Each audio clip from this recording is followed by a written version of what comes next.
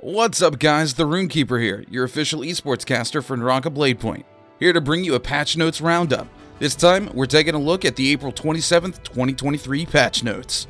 Starting with buffs for this patch, we're going to take a look at Tianhai, who's seeing a buff to his grabs while he's in his ultimate. He can now grab targets who are in golden focus. Then, we'll have Valda, who's seeing a complete overhaul of her V2 ultimate, which allows her to move around while throwing spears for the duration of the ultimate, as well as her F2 seeing changes so that the startup time is much faster, and it's now a golden focus. Combine this with some major quality of life changes for Valda and a ton of bug fixes, and this is a massive buff for the hero. Viper will also be seeing a buff to her F2 silence, now being changed from a blue focus to a golden focus. Rounding out the hero buffs, we're going to see Kurumi get a small buff to her V3 ultimate, which she can now cast while being attacked. For weapon buffs, we'll see the spear get a small adjustment that acts like a buff, as well as some of the soul jades seeing some small damage increases across the board.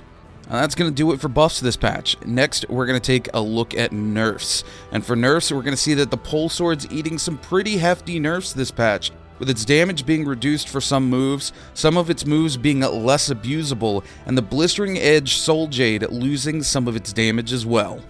From nerfs, we move on to adjustments, and we're going to start with Tarka G, who's simply seeing his stand-up frames changed to something more consistent during his ultimate.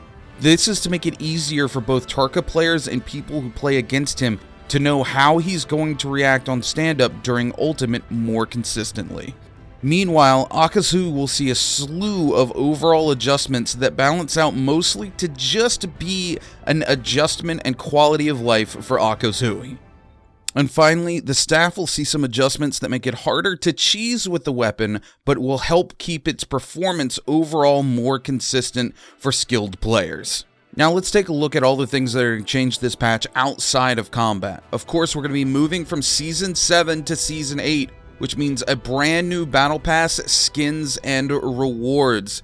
Showdown will be getting new maps, modes, soul jades, and updates, and Yueshan will be joining the roster for Showdown.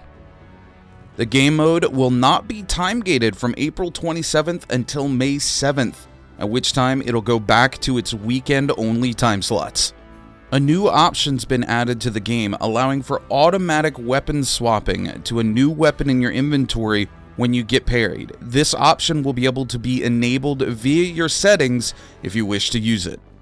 Custom lobbies will now be unlocked at account level 2 instead of account level 5 for new players, and players will not be allowed to participate in ranked matches until account level 20.